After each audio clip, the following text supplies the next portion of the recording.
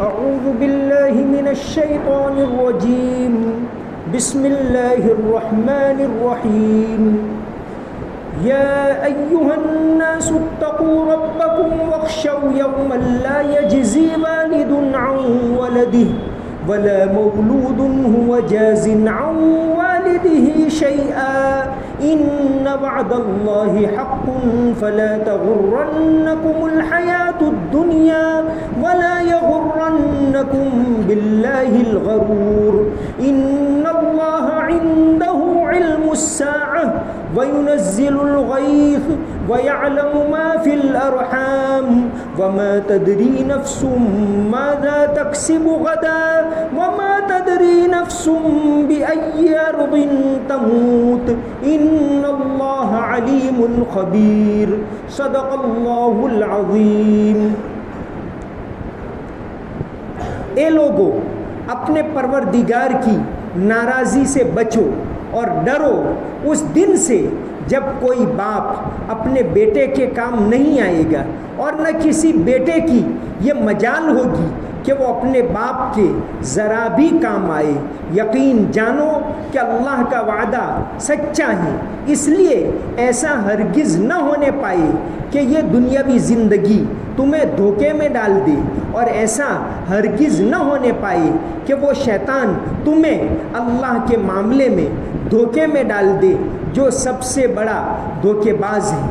یقیناً قیامت کا علم اللہ ہی کے پاس ہے، وہی بارش برساتا ہے اور وہی جانتا ہے کہ ماؤں کے پیٹ میں کیا ہے، اور کسی متنفس کو یہ پتہ نہیں ہے کہ وہ کل کیا کرے گا، اور نہ کسی جان کو یہ پتہ ہے کہ کون سی زمین میں اسے موت آئے گی.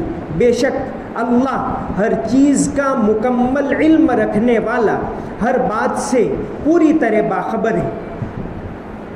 گزشتہ آیتوں کے اندر یہ بات آئی کہ کبھی کبھی سمندر میں طوفان آتا ہے تو لوگ اللہ کو یاد کرتے ہیں.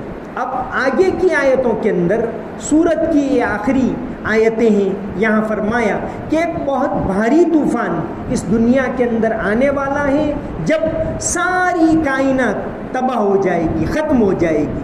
جس ذات نے اس دنیا کو بنایا وہ اس کو فنا کر دے گا اور پھر دوبارہ تمام لوگوں کو زندہ کر کے ان کا حساب کتاب ہوگا اور ایک نئی زندگی شروع ہوگی. اس کو بھولنا مت. دنیا میں چھوٹی چھوٹی مصیبتیں آتی ہیں تو ایک بھاری مصیبت یعنی قیامت آنے والی ہے. فرمایا یا ایھا الناس اتقوا ربکم، اے لوگو اپنے رب کا خوف رکھو، اپنے رب سے ڈرو.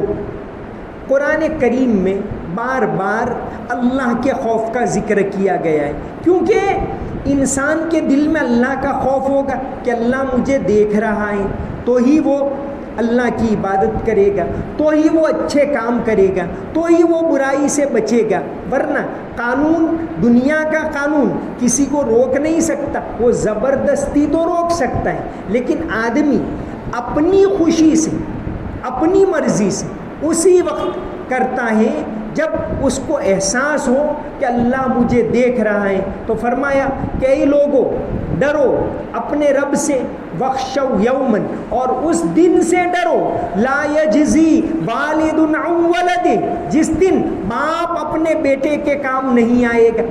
یہ مثال اس لیے دی کہ دنیا کے اندر تو ماں باپ اپنی اولاد کی فکر سب سے پہلے کرتے. بہت سے ماں باپ کہ بھئی میں پریشان ہو جاؤں کوئی حرج نہیں، میری اولاد کو امن پہنچے، سکھ پہنچے، اس کے لیے کوشش کرتے ہیں. تو کہاں کہ اس دن سے ڈرو جس دن نہ باپ اپنے بیٹے کو کام آئے گا، ولا مولود ہوا جاز عن والدہ شیئا، اور نہ اولاد اپنے ماں باپ کو کسی طرح کام آئے گی. وہ بہت بھاری دن ہوگا. فرمایا یا ایھا الناس اتقوا ربکم ان زلزلۃ الساعۃ شیء عظیم، کہ اے لوگو اپنے رب سے ڈرو، بے شک قیامت کا زلزلہ بہت بھاری چیز ہوگی.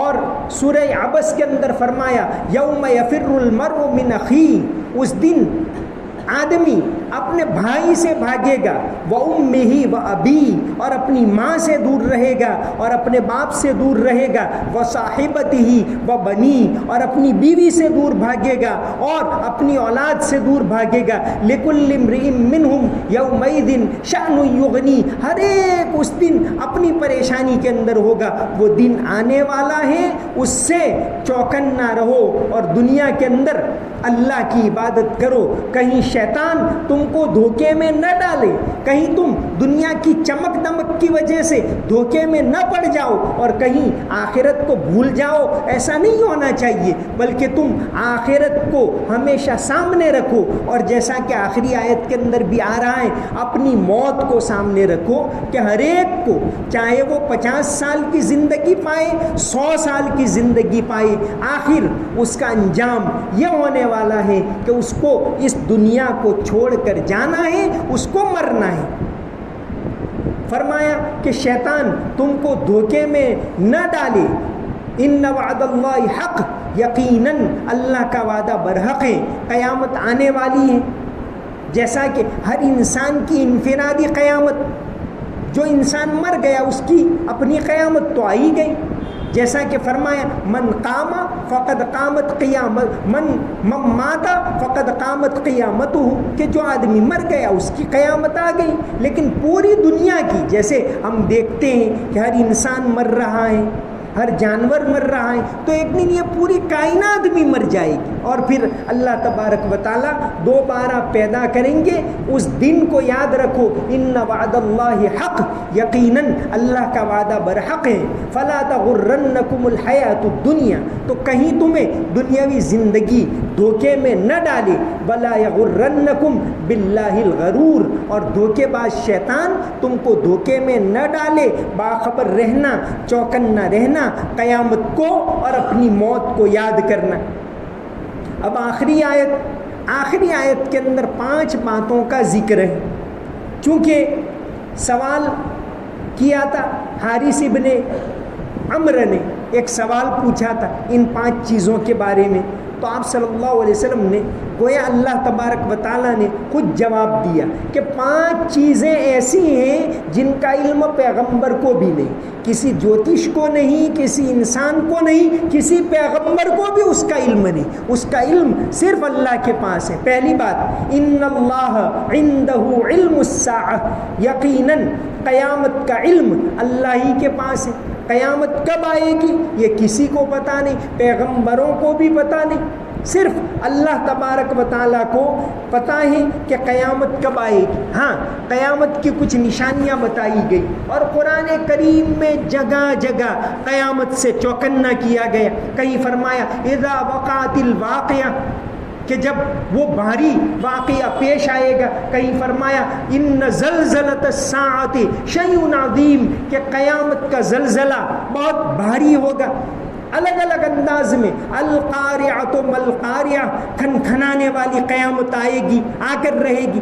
الگ الگ انداز میں قرآن نے انسان کو چوکنا کیا کہ یہ کائنات ختم ہونے والی ہے، لیکن کب ہوگی؟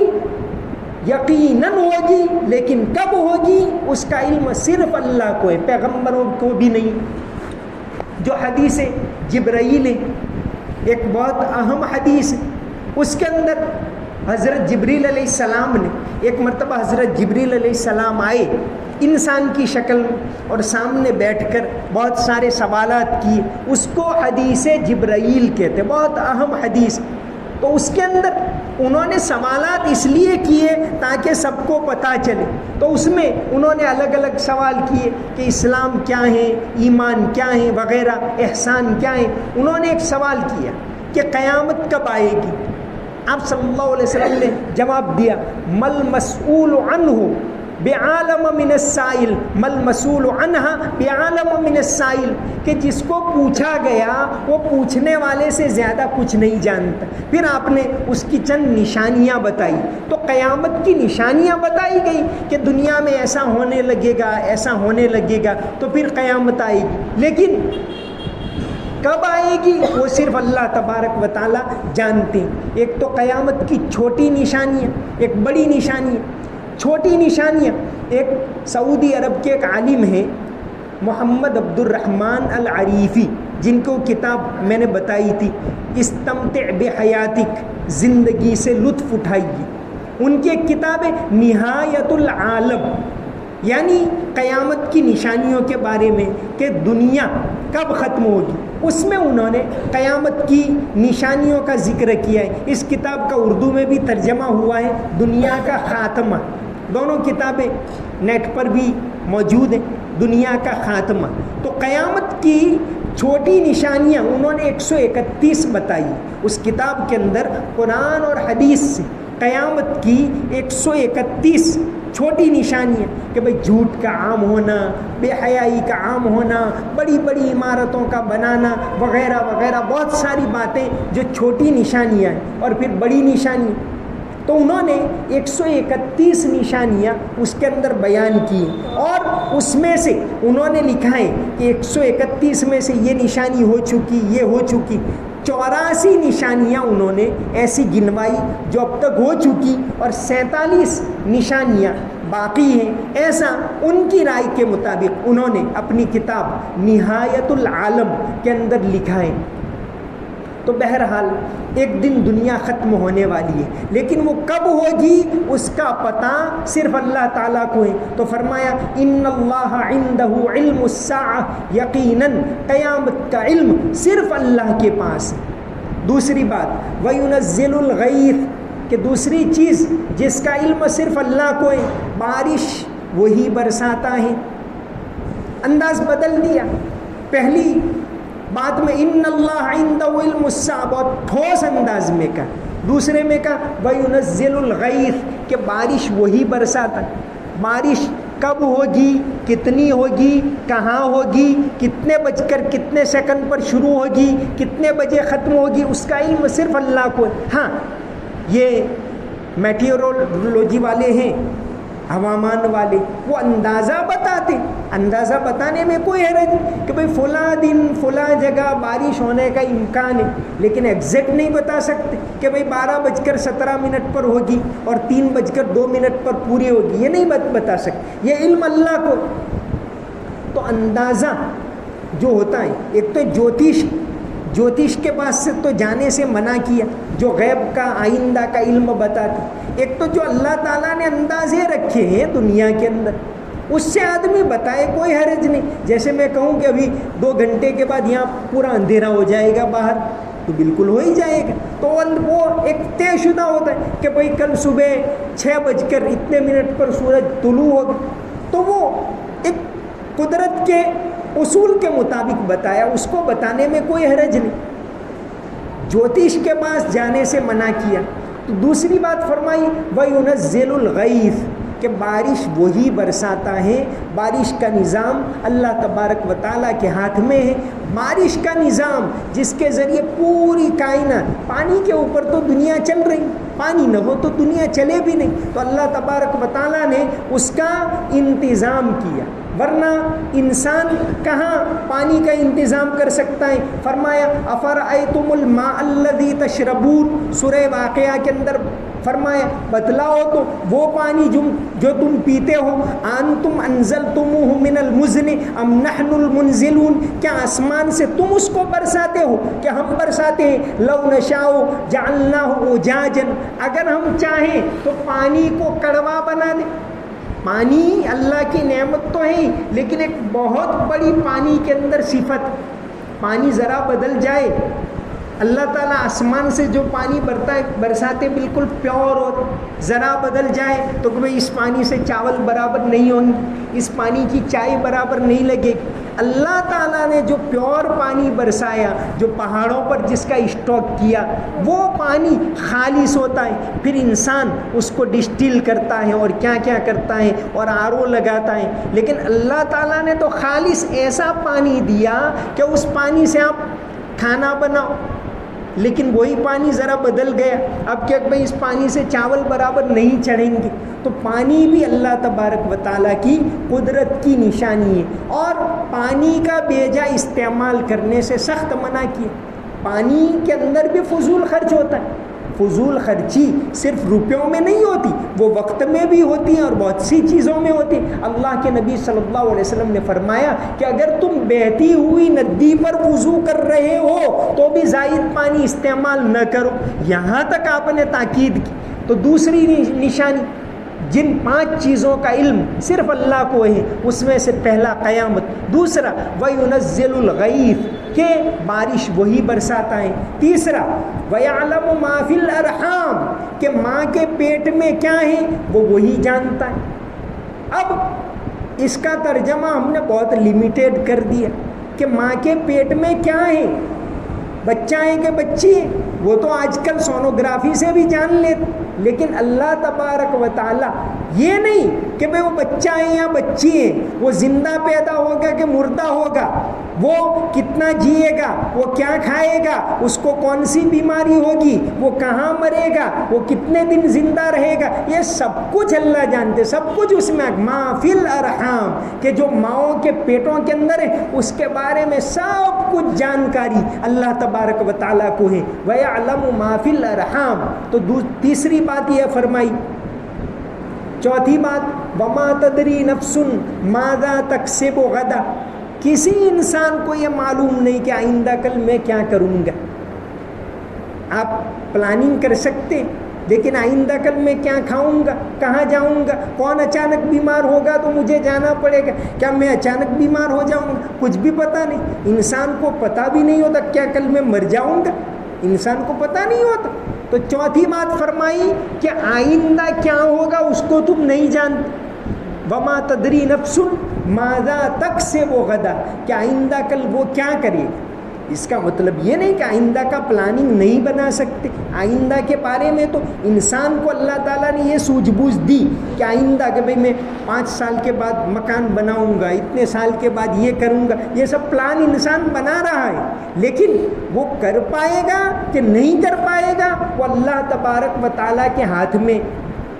اور انسان کو اللہ تعالیٰ نے آئندہ کی سمجھ، جانوروں کو یہ سمجھ نہیں دی کہ بھئی میں 2 سال کے بعد کیا کروں گا، انسان کو اس لیے دی کہ بھئی تو قریبی فیوچر کے بارے میں سوچتا ہے تو آئندہ جو دور کا فیوچر ہے قیامت کا اس کے بارے میں بھی سوچ، اس لیے آئندہ کی سوجھ بوجھ اللہ تعالیٰ نے دی۔ تو چوتھی بات فرمائی کہ وما تدری نفس ماذا تکسب غدا کہ وہ آئندہ کل کیا کرے گا وہ اس کو معلوم نہیں ہے۔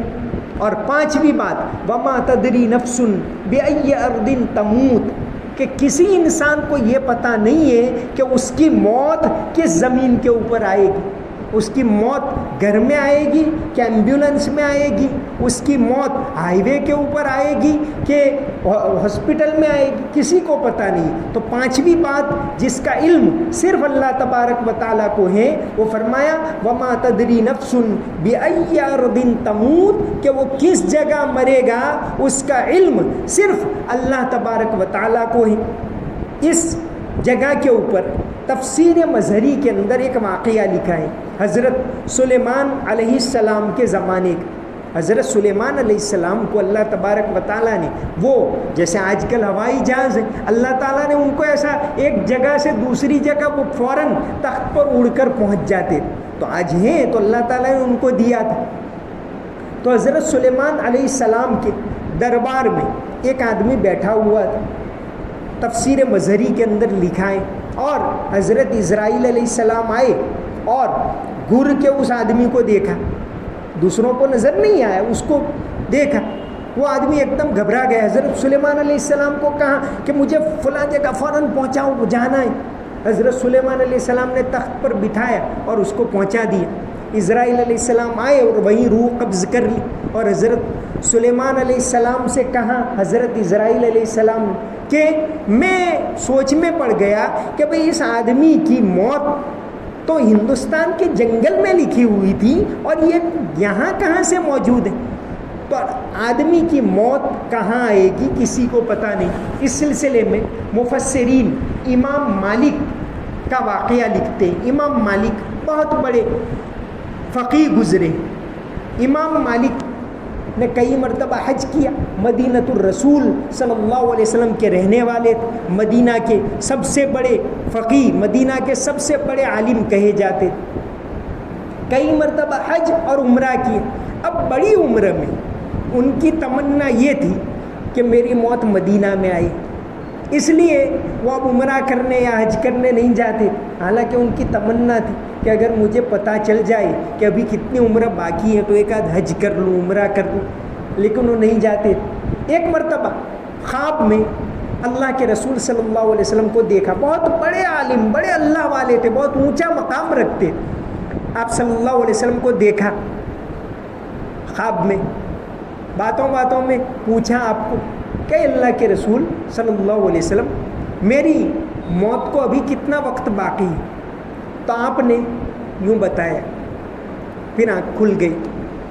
امام مالک سوچ میں پڑ گئے کہ حضور نے 5 دن کہا کہ 5 مہینے کہا، 5 ہفتے کہا کہ 5 سال کہا، کیا پتہ۔ تو اس زمانے کے جو مدینہ کے بہت بڑے تعبیر کرنے والے تھے، اپنے خادم کو بھیجا کہ وہاں جاؤ اور اس خواب کی تعبیر پوچھو، لیکن کس نے پوچھنے کے لیے بھیجا ہے وہ کہنا مت۔ تو گئے پوچھنے کے لیے، جب یہ سنا تو کہا کہ بھائی پہلے بتاؤ کہ پوچھنے کس نے بھیجا ہے؟ کہا بھائی مجھے تو کہنے کو نہ کہا ہے۔ تو کہا پوچھ کے آؤ پھر تعبیر بتاؤں گا۔ تو دوبارہ خادم گیا، پوچھ کے پھر گیا، کہا کہ امام مالک نے تو کہا کہ آپ صلی اللہ علیہ وسلم نے یہ بتایا کہ دیکھو 5 چیزوں کا علم صرف اللہ تعالیٰ کو ہے اور کسی کو نہیں۔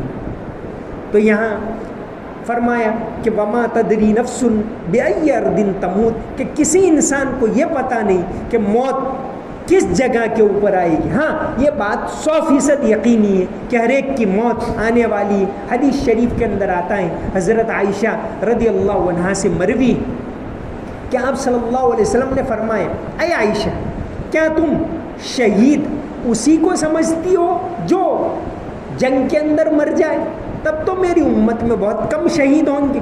آپ صلی اللہ علیہ وسلم نے آگے فرمایا، اے عائشہ جو شخص 25 مرتبہ دن میں اللہم بارک لی فی الموت وفیما بعد الموت یہ پڑھے، اور اگر اس دن اس کی موت آ گئی تو گھر میں بستر پر آئی تو بھی اس کو شہید کا ثواب ملے گا۔ اور آپ صلی اللہ علیہ وسلم یہ دعا پڑھا کرتے تھے، اللہم بارک لی فی الموت وفیما بعد الموت۔ تو یہاں سورت کے بالکل آخر میں 5 چیزوں کو یاد دلایا، اس میں سے 2 چیزیں خاص کہ دیکھو قیامت آنے والی ہے اور دیکھو تم کو خود کو بھی مر کر جانا ہے۔ ان اللہ عندہ علم الساعہ، قیامت کا علم اللہ کو ہے۔ وینزل الغیث، بارش کا نظام اس کے ہاتھ میں ہے، کسی کے ہاتھ میں بارش کا نظام نہیں۔ سائنس نے جتنی بھی ترقی کر لی لیکن بارش کا نظام تو اسی کے ہاتھ میں۔ تیسری بات فرمائی وَيَعْلَمُ مَا فِي الْأَرْحَامِ، کہ ماؤں کے پیٹ میں کیا ہے اس کا علم صرف اللہ تبارک و تعالیٰ کو ہے۔ چوتھی بات فرمائی کہ وَمَا تَدْرِي نَفْسٌ مَاذَا تَكْسِبُ غَدًا، کہ آئندہ کیا ہوگا وہ کسی انسان کو پتہ نہیں ہے۔ کیا راجیو گاندھی کو پتہ ہوگا کہ میں چنئی میں جا رہا ہوں اور مر جاؤں گا؟ اس کو پتہ ہوتا تو وہ جاتا ہی نہیں وہاں۔ کیا جان کینیڈی کو پتہ ہوگا؟ کیا مفتی ادریس صاحب کو پتہ ہوگا کہ میں جا رہا ہوں اور اس کے بعد آنے والا نہیں ہوں؟ مفتی ادریس حجہ صاحب کو پتہ ہوگا؟ نہیں۔ تو آئندہ کا پتہ صرف اللہ تبارک و تعالیٰ کو ہے۔ چوتھی بات وما تدری نفس ماذا تکسب غدا، اور 5ویں بات فرمائی وما تدری نفس بأی ارض تموت، کہ کسی انسان کو یہ پتہ نہیں ہے کہ اس کی موت کس جگہ کے اوپر آئے گی، اس کو جاننے والے صرف اللہ تبارک و تعالیٰ ہیں۔ مولانا احمد علی لاہوری بہت بڑے عالم تھے، لاہور کے رہنے والے، اور قرآن کے ساتھ خاص ان کا لگاؤ تھا۔ ان کی وفات رمضان کے مہینے میں 1965 میں رمضان میں لاہور کے اندر رات کو عشاء کی نماز میں ہوئی، نماز میں سجدے میں گئی، وہیں ان کا انتقال ہو گیا۔ تو آدمی کی موت کس جگہ کے اوپر آئے گی وہ کسی کو پتہ نہیں، لیکن دو باتوں کو برابر دھیان میں رکھنا ایسا بتایا، ایک تو یہ کہ ہر ایک کو مرنا ہے، اور دوسرا یہ کہ ایک اس کائنات کو بھی ایک دن مر کر فنا ہو جانا ہے اور پھر دوسری زندگی آنے والی ہے۔ ان اللہ علیم خبیر، بے شک اللہ تبارک و تعالی ہر چیز کا پورا علم رکھتے ہیں اور ہر چیز سے وہ پوری طرح باخبر ہیں۔ وما علینا الا البلاغ المبین۔ اللهم صل على محمد وعلى ال محمد وبارك وسلم۔ ربنا آتنا في الدنيا حسنة وفي الآخرة حسنة وقنا عذاب النار۔ یا اللہ ہمارے گناہوں کو معاف فرما، یا اللہ مغفرت کا عشرہ ختم ہونے والا ہے، ہم تمام کی مغفرت فرما، ہم تمام کی غلطیاں معاف فرما، کوتاہیاں معاف فرما۔ یا اللہ قرآن کی محبت ہمارے دلوں کے اندر ڈال دے، قرآن کی تلاوت کرنے کی توفیق عطا فرما، اس کے اوپر عمل کرنے کی توفیق عطا فرما، مسجدوں کو آباد کرنے والا بنا۔